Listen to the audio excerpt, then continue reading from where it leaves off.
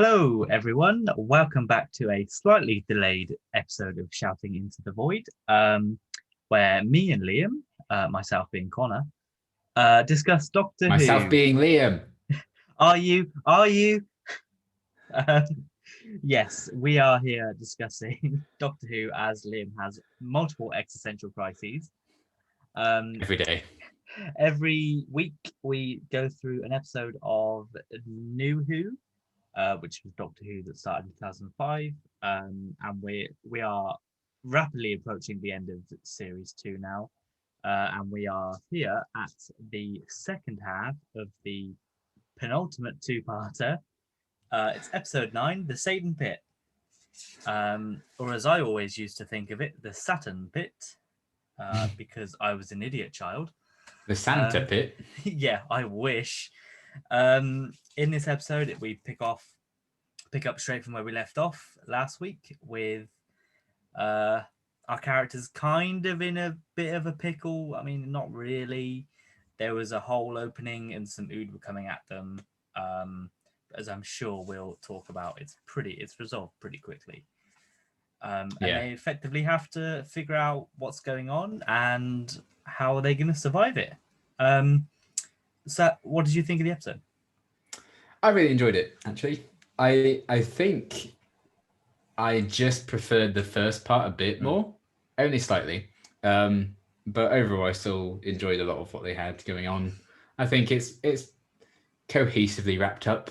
I may not like everything that they did to wrap it up, but yeah, it's got some good moments in there. I still think the villains and stuff held up, and one of the more interesting threats I think of this series. Bit of foreshadowing of things to come, which I'm not sure entirely made sense, but that's fine.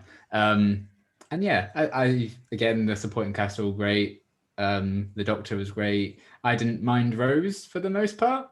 Nearly a positive. I nearly gave her some credit. Not quite, but we can kind of pick up on that on like additional stuff maybe later. But yeah, it was good. I enjoyed it.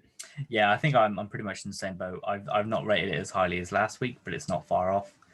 I think a lot of the stuff that I enjoyed last week carries over to this one pretty well. I've got a few negatives, but like they're not negatives that make me go, "This episode was terrible." You know, even though I have more than I did last week. Yeah. But yeah, for me, it was just a solid sort of end to the two-parter. I think everything was consistent. Well, except for maybe one thing. But yeah, overall, a solid conclusion, solid episode. Some really cool villain uses in this, and I thought it worked pretty well. Yeah. So naturally, we always do positives and negatives, 3 of each, and that means we start with the positives before we. Wow, I might rip into this episode unintentionally, but we'll see. Depends how hard I go on my negatives, but we'll start nice. So what's your first positive? I put the tension. I thought they continued with like, okay, this is like a serious threat. They left off not really still understanding what this was in the last one, which I thought was a really cool way of having a baddie in the two-parter.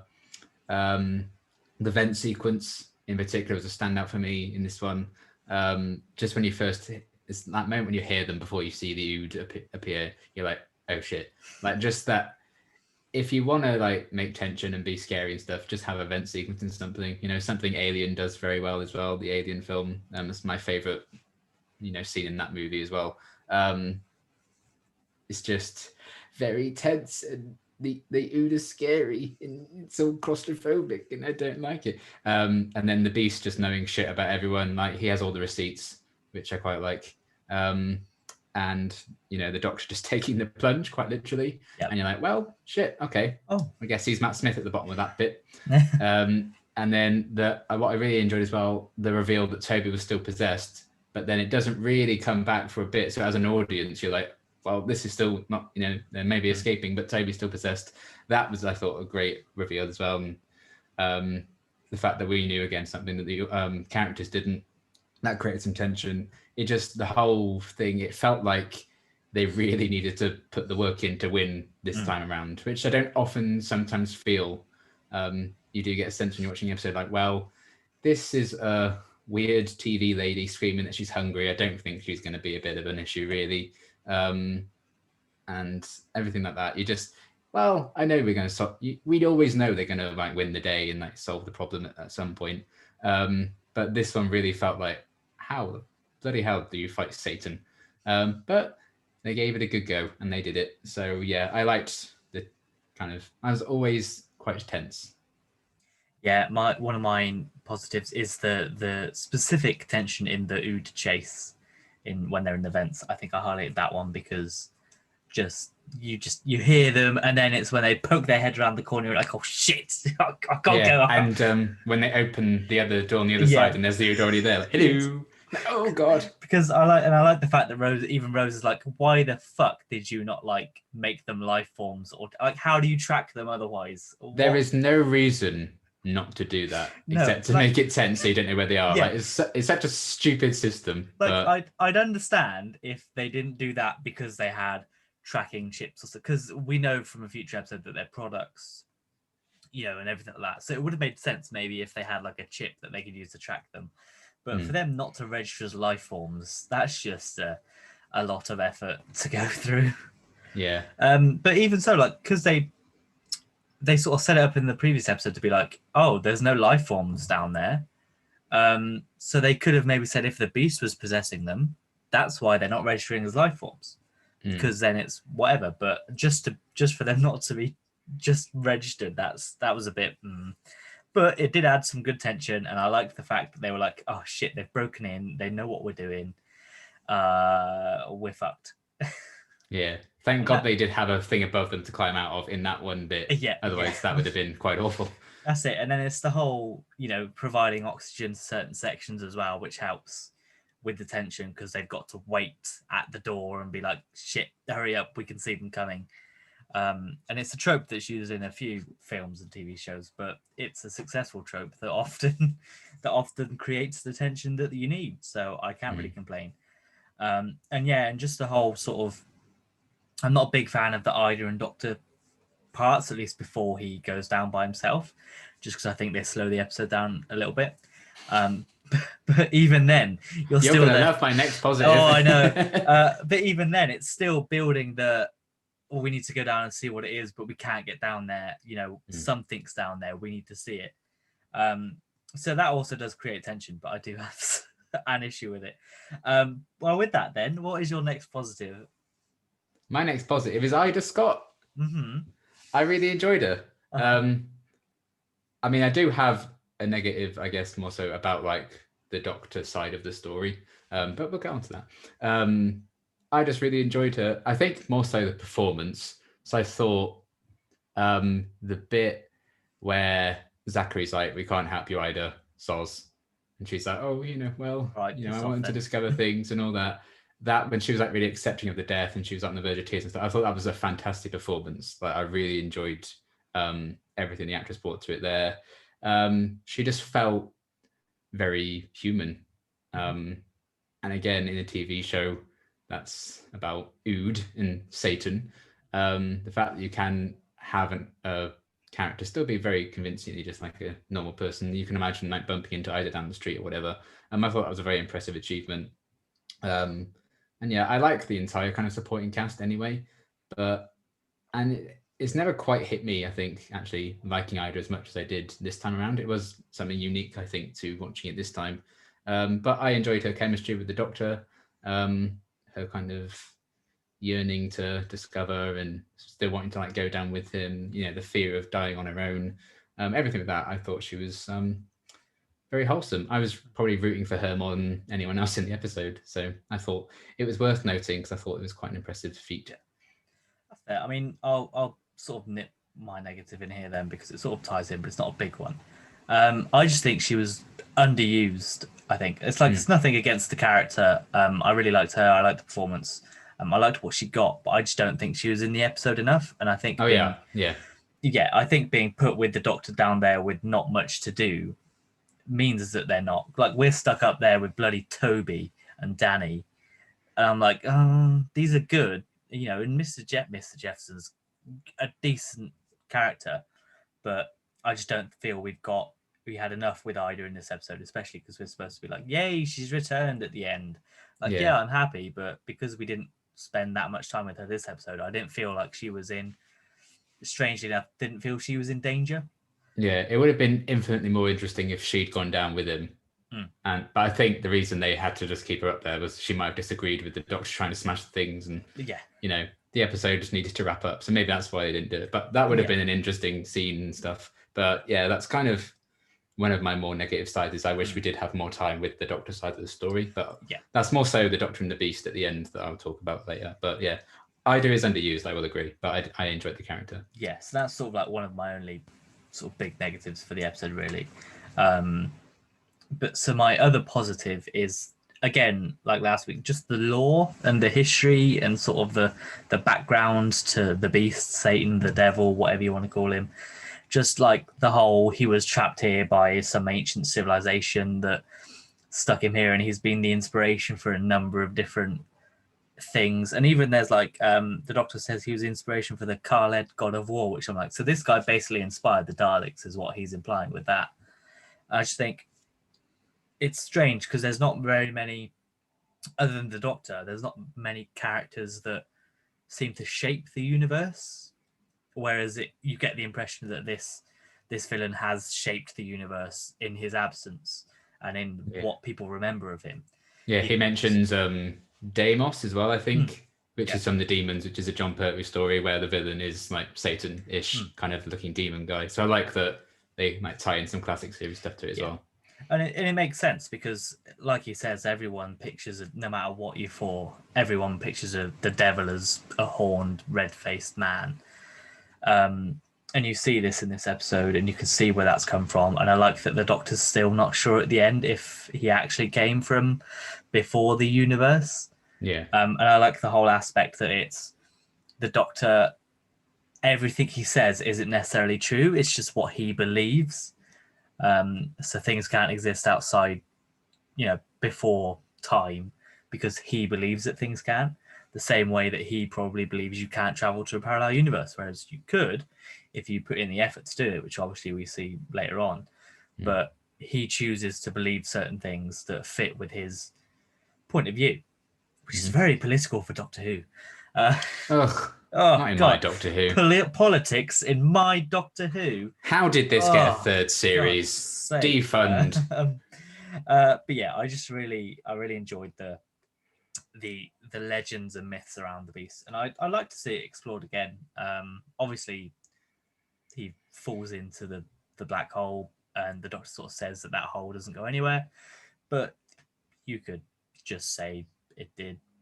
And then it turns out it did. I mean, that's how they resolve the cliffhangers, so they might as well just use that to bring him back. You'd be like, well, turns out he actually went 40 years into the future, and here we are in the series whatever.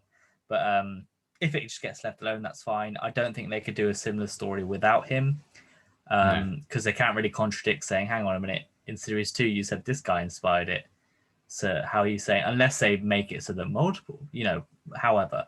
But if they gave a chance, I'd love to see the universe explore more things like that, really. So what's your final positive? The Beast's design. Maybe not always the CGI. I think the long shots of it, where you see the entire thing, looked quite good. Him versus the Doctor. It was when they showed just his face, and when the Doctor was there and the Beast's face was there, that looked very PS1. Granted, but I think the design itself, maybe not always how they brought it to life, I thought was really cool. I remember it absolutely terrified me when I was a kid. I had nightmares about it, and I don't often get nightmares.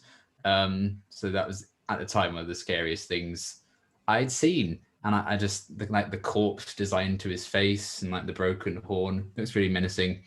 And yeah, I just, of all the creatures we've had in the show, I've always remembered the Beast design, and it's just because he's an absolute unit as well. He's a big boy, which again sets him apart from, I think, a lot of the big villains you would see in the show. So just from an aesthetic point of view, I really liked how the villain ended up looking. Can't imagine him with the voice. That would have been really funny to see. But again, there's something a bit different to do with the villain, have his soul, I guess, out and about. And then the separate creature. But I really liked the concept and design behind it. Yeah, he definitely looks great, and I think if they were to bring him back with updated CGI, I think that could look even better. Yeah, and I I sort of mentioned last week that would the CGI hold up, and I was looking at it this week and thinking it's not the worst CGI we've seen this series.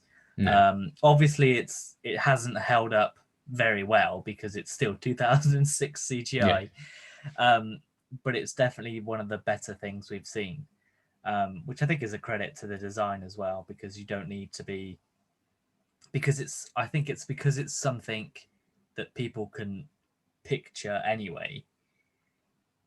Your mind kind of fills in the gaps where the CGI might not. Whereas if it's something that you don't know, it might struggle a little bit. Yeah. But yeah, I completely agree that the Beast is a excellent boy, who's very creepy. And then sort of my third positive is I like the tone of the episode. It's sort of, it starts like quite literally, last episode it quite starts literally on a high with a laugh, and then it just slowly descends into darker and darker territory. And obviously when you're dealing with the devil, it's going to be pretty dark in the first place. But the whole, the Ood are killing people, there's a Mr. Jefferson sacrifices himself, that's pretty emotional. Especially when you imagine like the death he chooses is agonizing. Like he would have been better off being killed by an Ood. I know, I thought that. I was like, is suffocation really better than It's a horrible way to go. It's really slow and awful. Like, just be electrocuted, buddy. Yeah. But I'll say neither of them are ideal, but I would have chosen. But I guess maybe you don't want to see the tendrils coming at you. Just close your eyes and then it's all fine. Yeah. And how hilarious was it, speak of deaths, when Jefferson opens the door to the Ood and they kill the other woman who stood there. That was so funny. That's lesson 101. Do not stand in the gap when a door is opening. Always stand the other side.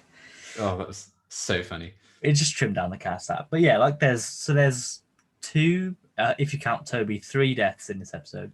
If you count the Ood, there's 53 deaths in this episode. And then even Ida's like, she accepts her death, she's gonna die, which is also pretty dark. And it's all just, I think this is probably one of the darkest episodes that Doctor Who has had, at least so far, I think. And that's considering we had a lot of Series 1, which could be considered dark. It's definitely the darkest of David Tennant's era, I think. And I don't think we match it, because even with Blink, that's not really dark, that's just scary. Maybe Midnight, but again, Midnight, it's more Waters of Mars-esque-ish kind of stuff, I guess. I guess Waters of Mars is probably the closest we get to this kind of thing again. Yeah, because it's almost exactly the same scenario, but with water instead of the devil. But yeah, I just think that the whole tone of this episode, it really felt like a continuation of the last one, and it just continued what it was doing. And Dark Doctor Who episodes are pretty good most of the time. And I want more of them, to be fair. Not too much that we end up with Torchwood again, because sometimes that wasn't dark enough unless you look at sex, gas. Yeah, except for that one series of Torchwood, which is very dark. But and the fairies episode is horrible. Oh yeah, and the fairies. Oh, and when they go to the village with all the cannibals, that is terrifying. Yeah. So yeah, watch Torchwood. There's plenty more like this in there. There's even a version of the devil. The Devil's Son is in it. Yeah. Check that out. But yeah, I just enjoyed the tone of this a lot. Were there any sort of additional positives you wanted to talk about? For the most part, I really enjoyed Rose.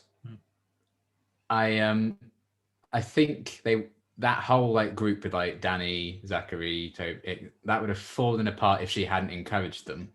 It would have also helped if she had been like, okay, you do this, you do this, you do this, and I'm going to do something. But she just stands there and looks into the abyss. I'm like, okay, you lost me a bit at the end there. But for the most part, I really enjoyed her and taking the initiative to like get rid of Toby and stuff. That was all cool. And I really like that we don't find out exactly what the beast is, and they don't translate the writing and stuff. Yeah. I think there's a fine line between that being quite frustrating that you don't get answers like that, but the fact that it's clearly purposeful, because they probably don't want to definitively say there is the devil and Satan in the Doctor Who universe, because that would probably upset a few people.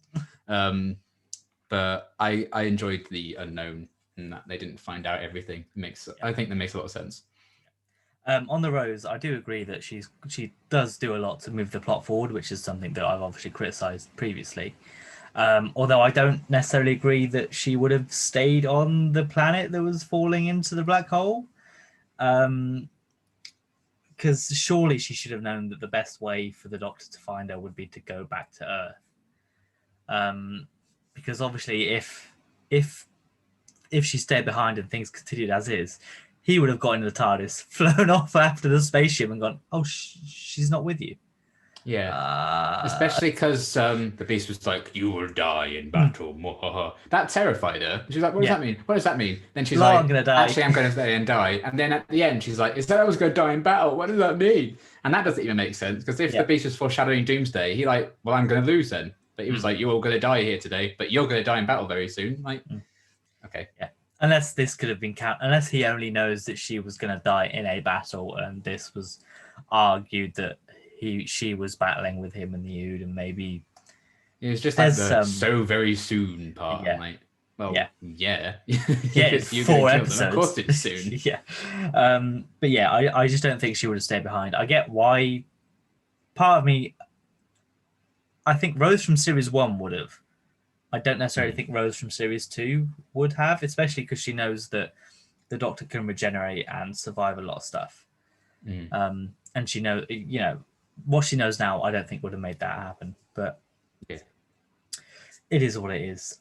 So on to the negatives. I already spoke about Ida as one of my one. So my sort of next negative then is I thought the Doctor was quite passive, especially in the first sort of like 10 minutes. Mainly because he was kind of like, "Hey, let's just go back up then. Retreat. We'll piss off. See you later."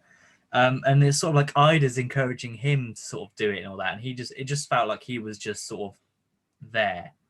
Up until he sort of says, "I'm gonna jump in, and you're gonna stay here." I thought up until that point he wasn't doing much. Which, to be fair, they're stuck down in that hole. They can't really do much.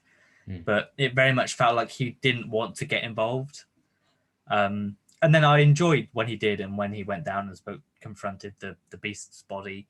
I enjoyed all that. But, it just felt like he wasn't interested, I guess, until he got down there. Yeah. Which, I don't know, maybe he was just thinking, right, we just need to get up. That's my main priority, is to get back, rather than what's down there to see Rose, because obviously this part of this episode definitely does set up the romance between them a bit more ahead of the finale. It's literally foreshadowing the whole, "Oh yeah, Talarai, she knows," and then he falls. A massive foreshadow to obviously the end of Doomsday. He still can't say it. No. And he won't even say it when they reunite in Stolen Earth, but never mind. But yeah, he just very much felt like a spare part, I guess, and just wasn't that interested. Yeah. And then I also like, if the beast doesn't want them to find out what's trapped down there and stop him, and why did he cut the cable for the? That's what I was going to say. Yeah. That's another thing. Like leading them, like trapping them down there, forcing them to go into the pit is like, that's the way they stop you, mate. Because they go down and smash the vases, you're fucked. Unless he doesn't know that, maybe he thinks they can't get down there because it's a massive fall, and he doesn't know that there was that air pocket or whatever put up. I don't know. Yeah, maybe. It could be he didn't know that they could still get down there, because it's implied, I think, that it was waiting for the Doctor to arrive, and he was the one that's going to do this no matter what happened. He was going to be the one, and it was always going to be that case. But yeah, I don't know what I'm not sure I really understand why the seal even opened up. Like, what was that all? Like, why did it do it? Plot. But yeah, that's the thing. There's a couple of things, and it's like, obviously if the beast is controlling the Ood, why do they chase after the people in the vents if the beast is still in Toby and he needs to get to the spaceship? Yeah. Why do they If he can possess the Ood and Toby at the same time, why doesn't he just possess everyone? Then Well, he's yeah, fine. there's that. Yeah, but then if he needs Toby to get the spaceship anyway, why are you going to then kill everyone that's still in the base? How are you going to escape then? Toby can't Yeah. fly a spaceship. But so yeah, maybe that's rather than the Doctor being passive. My other one then, I guess, is that the ending's quite the ending. You know, the conclusion to the story is a little bit iffy. I think. Yeah. It all works on the overall, but there are just little aspects and little things that I think are inconsistent. So what's your first negative? Deus Ex TARDIS. Yep. How the bloody hell did it get down there? It fell down there. Yeah, but the seal, it had fallen down. The seal was closed. Then it opened up, and the TARDIS was already down there. So it makes no sense. What I think is the seal is here, but the base is here. So the TARDIS fell down to the devil, which is here, and then the pit goes in like that. I think it might have a pit if you could just go down that way. Well, you couldn't, but then because the Earth caved in. But what I think would have made that better is if when the Doctor was stood there, if he looked up and sort of he could see the black hole, so you could see there was a gap that had meant that the TARDIS had fallen in. I think that might have made things a bit better. But yeah, and the fact that he only found it was there because he fell over and hit it. Yeah. Just I know I know the episode. You know, it had 4 minutes left. They just need to get him out of there. So the TARDIS is there for reasons. I understand. But again, it's the conclusion to the story and it's just very convenient. Yeah, that and it's like, oh, I only had time for one trip. You're in a time machine. Go back and get the Ood. What are you on about? I know. Unnecessary shot of them all cuddling each other as they die. It's just horrible. Yeah. And that does, again, that plays into series 4 episode. Now that we know. But the TARDIS is very, very conveniently placed, I think. You can go straight on to your second negative because I put two in one. Okay. Well, we've already talked, I guess, a bit about the muddling plot at the end there, which I hadn't really considered just how messy it is, but it is. But it's fine. I wish we had, I think, the Rose and that team, they had a lot of the screen time in the episode. I wish we did have more time with the Doctor and the Beast and that kind of final confrontation. Because he goes from, oh God, if I do this, Rose will die. Okay, bye. Then two paragraphs later, he's like, sure, let's go for it. I believe in her. What do you think she's going to do? But then what makes me laugh at that? It's like, there's been so many victims. It's like, okay, so you saying Rose is a victim that's a necessity? Is that what you're trying to imply with this? There's been too many victims, so I will kill the rest of the crew. And they're to die alone. And then we're all going to go into the planet, we all die. Yep. And all the Ood will die. But yeah, I just wish that the Doctor's decision, even though it's a great scene and him being like, oh, I believe in her. I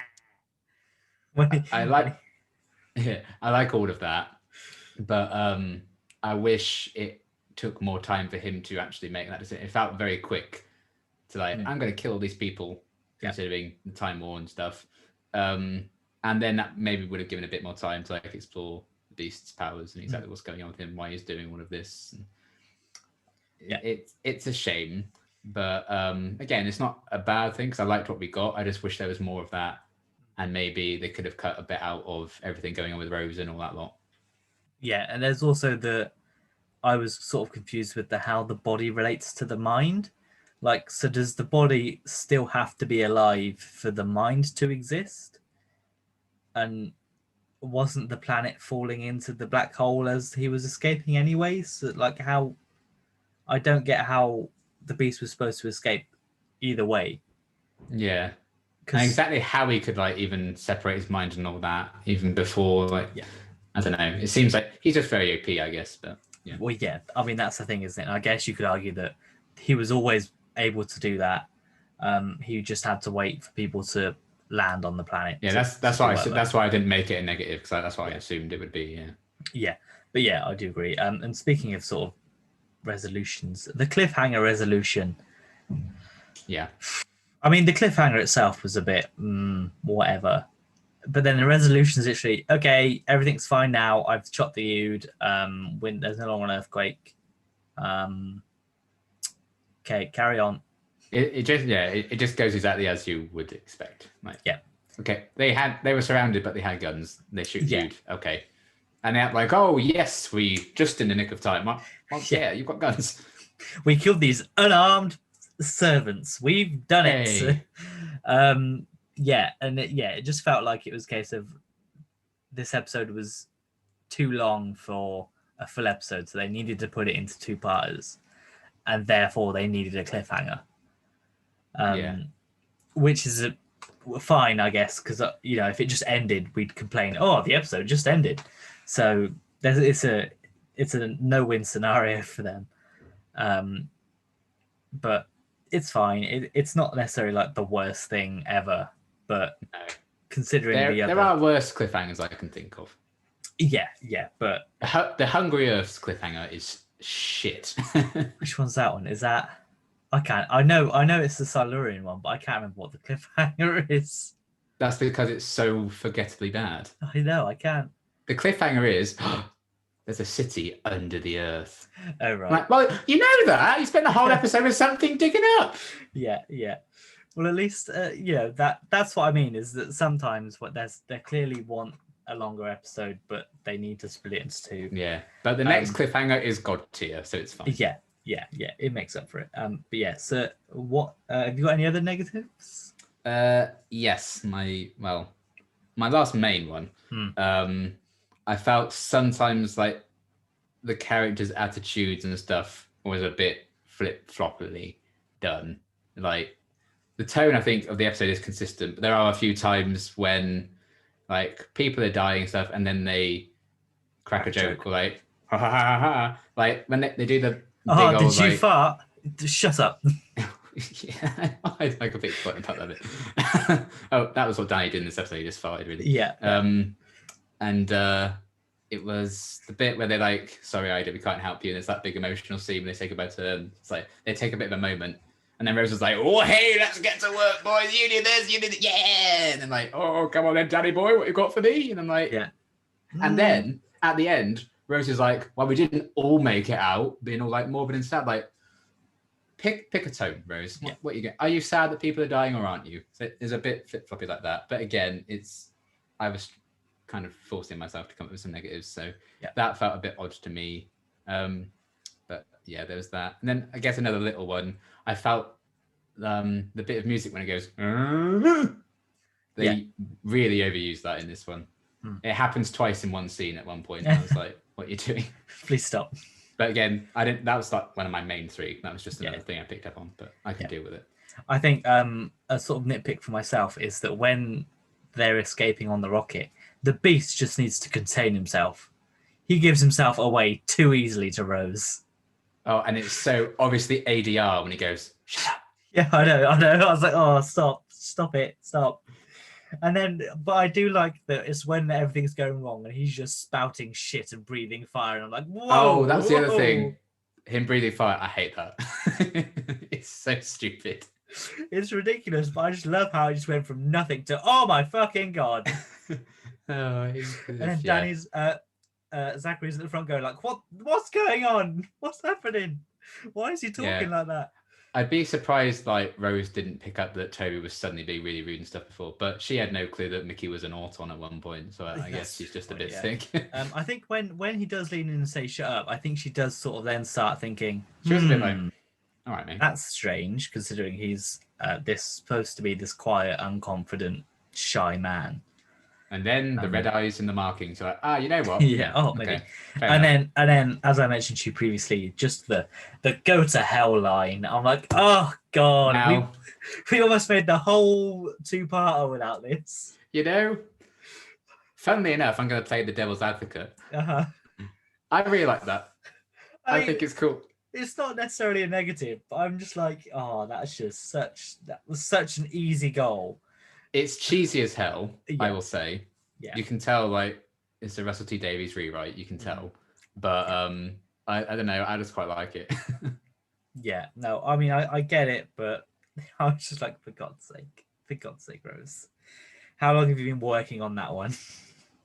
As soon as she knew he was still possessed, you're like, right, I need to come up with a good line. As soon as she read that "Welcome to Hell" when they first arrived, Yeah. like, right, I need to Yeah. make this as a joke at some point. Yeah, and then the other thing that's very small is I put Toby deceased with honors. I'm like, with honors? He did nothing. He didn't translate any of the works he was there for. He was possessed within 10 minutes, and then he tried to kill you all. He failed at everything he Like, he was literally. there to do. Yeah, I guess maybe with honors is just the whole he 'Cause he died. died. He died in the line of duty, effectively. So that's why he gets the with honors. But yeah, I was like, everybody else I understand with honors, but especially Jefferson dying, that definitely deserves with honors. yeah, because he bought him a bit of time. Yeah, Yeah, but yeah, and again, you could tell there was a couple of Russell T Davies rewrites with the fart jokes and the ass jokes, which were a bit could unnecessary. have been worse. Oi! I mean, we're gonna get to worse because my next time, or my file, yeah, Oh yeah, my final negative, which is a very very nitpicky one, and Fickle doesn't really one. affect this episode, Jackie tied his clothes. is the next time. It literally Jackie tied his clothes with, oh, I'm in. He caught me in minikers. Yeah. Is that in the next time He trailer? was, yeah. Oh, I turned it off when it got to the next time. Oh. Is that actually of all the things you could show up like, oh, better watch next week? Yeah. Jackie's got her knickers out. Yeah, I know. All right. If you don't know, and we're sort of going to quickly skip on to what next week's will be. If you don't know, the next episode is Love and Monsters, which is a notoriously bad episode of Doctor. I'm not going to sugarcoat it because it is. And so, as a jokey negative, my last negative is the fact that this is the next time that you've just had this amazing episode with the devil and death and all sorts, and then you cut to this man and Peter Kay and the Doctor's in the trailer like for like 2 seconds, so that's already a red flag. And this is what we started this to get to. I feel Yes, like it's all been building to 11 months. This is like the first like big landmark episode. It is. It really is. So I won't dwell on it too much, but tune in next week. Buckle to up see for the us. next 2 weeks, folks. Yes, yeah, because even I guess my negative for next week will also be next time. Next time. So yeah, so I won't spoil much. So if you want, stick around for next week, where we will literally rip into an episode of Doctor Who. I am really looking forward to it in a twisted way. I haven't seen it in so that's long. it. I just, What if I like it? Yeah. Well, I'm just trying to think, what will my positives be? Like this might. I've already got one. Oh, I can't That's think it. of one, but Yeah. I think that might literally be it. yellow. You'll have Mr. Brightside, and that's it. Oh, I got 2 positives. Oh, And then we've got blowjob.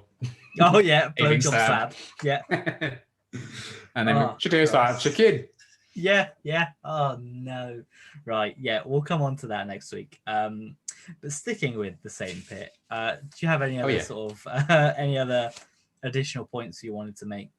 Any other points? I think that was everything. But justice for the Ood, please. Well, we'll get that. We'll get that in like 2 years. Yeah. So yeah, I guess. Do you have any fun facts? I do. Yes, Good. I do have a couple. Yay. Ood. That's all. No, it's not. That was a fun fact for last week. Okay, so the Stuff of Legend scene, the very last scene where the Doctor and Rose say goodbye to them all, was the final scene Billy Piper shot as a regular cast member, because they filmed Doomsday a couple of months before. I like that scene, to be fair. I did have a smile on my face when they said that. I was like, this feels like things are about to go downhill for them. I think that's a really nice final scene to have, I would say. Like, definitely. just at the peak before you have 2 bad episodes and then you leave. Yeah. So it's like, Rose, you're in for a rough ride, my friend. So I like that little nitpick. Then when the production team couldn't figure out what was going to be at the bottom of the pit when they were working on the story, they considered using Davros or the Master. Nice. So that would have been a very different story. Could you imagine if it was the Master? The master just there, like, chilling at the bottom of the pit. Yeah, like just with I imagine it's still the massive cavern, but he's just right at the bottom of it. He's Yeah, or got Davos' look little over him. chair at the Yeah, bottom. yeah. Like all this build up with like this black hole and a planet floating towards it, and there's mysterious pit keeping it all Yeah. together. Davros is there, the master. Why? But that's fine. Oh. This episode nearly missed its transmission date Oh. because they only delivered the completed episode to the BBC the day before broadcast, so they Wow. there weren't any like advanced reviews or anything for it because they didn't finish it in time. Madness. So that was quite something. Mm. This episode was coincidentally shown on the week of the 6th of June 2006, or 666 if you were to lower the date. Funny.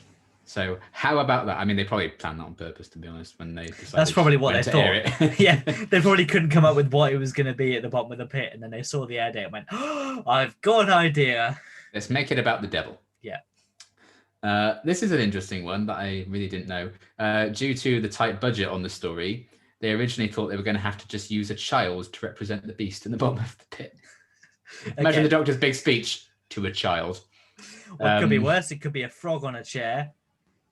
I like the frog on the chair. We'll get there in a couple of years. But yeah, they found the money to end up being able to CG it by cutting a sequence from Doomsday. They would have ridden the Jathar Sunglider to get to the top of the building instead of taking the lift. Wow. So that joke of Jake going, "We could always take the lift," was just to save a couple of £1,000. Yeah, So I they like could, that. I like that joke, though. To be fair. I think that Yeah. works quite well. Yeah, so that's in there because they used all the money to make the beast instead, which I think was a smart move. Yeah. Production had only 15 minutes left of filming to film the Doctor's speech at the end, so they only ever shot one take. So thank God he got that right. That's why he went at the end, because he could just like, oh, it's gonna get in either way. It's like, you're going to be using this take, so let's hope I can get it right, which I thought was interesting. And then finally, until The Witch's Familiar in 2015, 9 years later, this is the lowest ever viewed episode of the revived series. So, people... Shut up, Jodie haters. Yeah, they stop watching it, when the Doctor's a woman. That's when the show gets low ratings. And, how about that? Not the old man. No. So there you go. Take that, not my Doctors. It was a Tennant episode that was the lowest viewed for a very long time. Yeah. Get wrecked. Yes, those like the bottom two, which is sad. This poor little episode because it's good. Why couldn't it have been Never Monsters? I was gonna say. Yeah. I was like, so they saw this and went, nah. Then they saw next week and went, yes. Yeah, they saw Never Monsters, then continued to watch Fear Her, and then continued to watch Army of Ghosts. Yeah. You'd think it would just keep going down at this point, but it went up. So I wonder if that's like thinking about it, because this was the last episode I could see live. Then I went on holiday for 2 weeks, so I missed Never Monsters and Fear Her because I was in Greece live. It worked out for me. But it was when I was on holiday in Greece that they announced Billy Piper was leaving at the end of the series. I wonder if they did that as damage control after the Monsters head. Yeah. Like, please So keep she's watching going. because Billy Piper's leaving. Yeah. Maybe. That'd have been funny. Maybe that's it. Yeah. But yeah, those are my fun facts for this week. I can't wait to see what we find fun fact-wise about the next one. Oh Christ! Everybody hated it in production. Yes, excellent fun facts as per usual. So that leaves one thing to discuss. What are you giving this out of 10? I've gone for a 7.5. So just short of the 8 I gave the first part, but still a very solid outing. And I'm going for an 8, just lower than the 8.5 I gave it last time. How about that? So we've effectively we have the same opinions, but I rated them both higher than you either way. Yeah. Although we both agree that it dropped slightly, which I just think it did. I think, I don't know. It's nothing I can really pinpoint. That isn't as good, but maybe it's just the ending being a bit muddy. Yeah, and I do think like the stuff with Rose and all that takes up so much of the screen time. You kind of like, let's get to the actual devil, because the devil doesn't show up until like there's 13 minutes left or something. So. Hey, no, he shows up on a screen. Oh yeah, that 2-second hologram. Yeah. Which they then made a super rare Battleton time card out of. Yay! But yeah, that's it for the Satan Pit. So yeah, join us next week for episode 10, Lover Monsters. I mean, the way I'll describe it is it's a Doctor and Companion Light episode. We follow the story of Elton. I can't remember his last name. Pope. That's it. Elton Pope, not Elton John, as he points out in the. Not to be confused with. Yeah. I'd forgotten about that whole opening sequence. No. Elton Pope, who had an encounter with the Doctor when he was younger, when his mum died, and has effectively spent his formative years trying to find the Doctor. Eventually, he finds some other people that are doing the same. They form a group. It gets infiltrated by an alien who's also looking for the Doctor, which it sounds like a good concept. It just was not executed very well at all. Or was it? No. Maybe our opinions have changed. Maybe we'll come to it, but this was the best thing ever. I think what's helped this episode in time is the memes and the sort of comedy culture around it. I think has elevated this to not a popular episode, but like a so bad it's good type episode. Yeah. So we might come on to that, but effectively, well, what do you remember of the episode?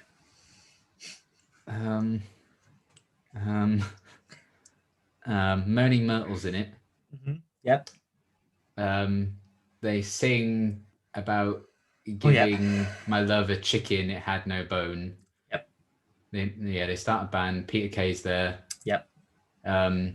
Bridget ends up on his arse. Yep.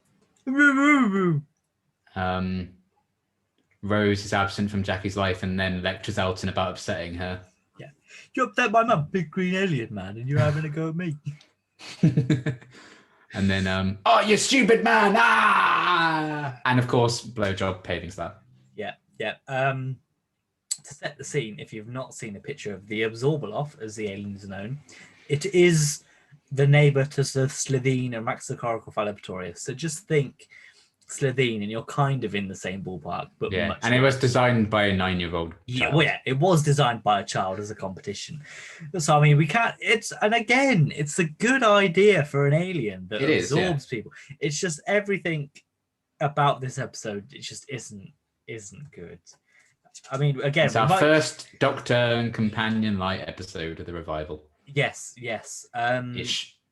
And I'm surprised they continued to do that after how this went. But then you got to think the next companion. No, is there another? But then we get like Midnight and Turn Left, where there's not as much companion and Doctor and Blink. Yeah, exactly. The next Doctor Companion Light one is Blink, which is arguably one of the best episodes. Yeah. But yeah, and again, this one written by Russell? It is, isn't it? Love and Monsters. Yeah. Oh Christ. I'm starting to think Russell's not a good writer. And then Fear Her is written by Matthew Graham, who writes The Rebel Flesh and the Almost People. Oh, wow. But to be fair, with Fear Her, he had like 2 weeks to write because Stephen Fry dropped out. But Stephen Fry? He was going to write the episode, yeah. So in retaliation, they had him appear for 5 minutes on screen and then killed him. It's 10 years down the line. 10 years later. Not even that, 15 years later. Heckins, yeah. But yeah, so again, tune in next week for us finally destroying with great joy an episode of Doctor Who. And also let us know what you thought about the Satan Pit and this two-parter. And if you want more, by all means, stick around.